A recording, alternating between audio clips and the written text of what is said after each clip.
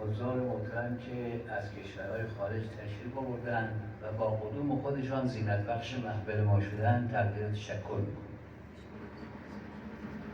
همچنین از اطبای محترم و طبیبانی که برای حفظ سلامت انسانها کوشش و تقلا میکنند بازم صمیمانه ازشان قدردانی و تشکر میکنم. بنده خودم هم یکی از طبیبان حرفه هنر و دیکس هستم که دیکس رو بدون عمل جراحی من میبرم سر جاش با ماساژ درمانی. بنده 83 سال عمرم است. 60 سال ورزش پهلوانی و باستانی انجام بدم. هولوش 30-35 سال است نقالی شاهنامه میکنم و خودم یکی از ورزشکاران کهنکسوت هستم. پهلوان حجت پسرم هم که اینجا تشریف آوردن سوارکار اسب هستند، دکتر اسب هستند و عرضم به حضور خدمت شما ایشون هنرمند خوبی هستند و خواننده خوبی هستند و نوازنده ضرب و پهلوانی هم هستند که من از ایشون خواهش میکنم بعد از اینکه من چند کلمه خواندم برای شما یه نقالی اجرا کنم، ایشون ضربشی میگیرن. هر کی موافق هست یک کم مدرکتر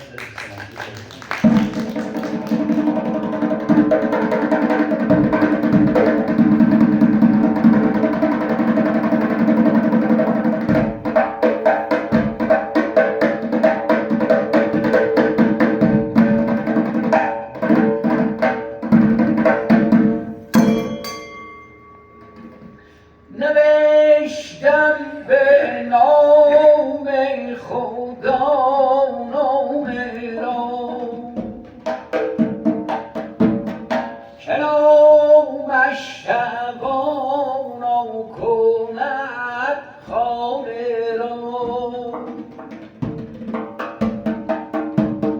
زبیانی که گویا به تأیید اوست کلید در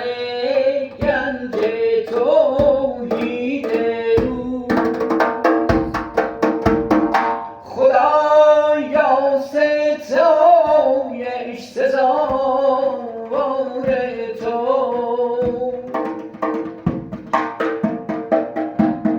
ببخشای که بخشندگی کار تو تویی آفریننده کائنات ز صنع تو پیدایش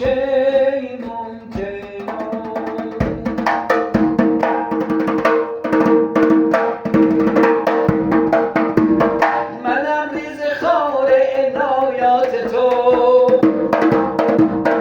گواهم به یکتایی ذات تو دلم را چو آینه کن تابونا به سرچشمه و رحمت خویش و پاک که تا دیده بیند جمال تو را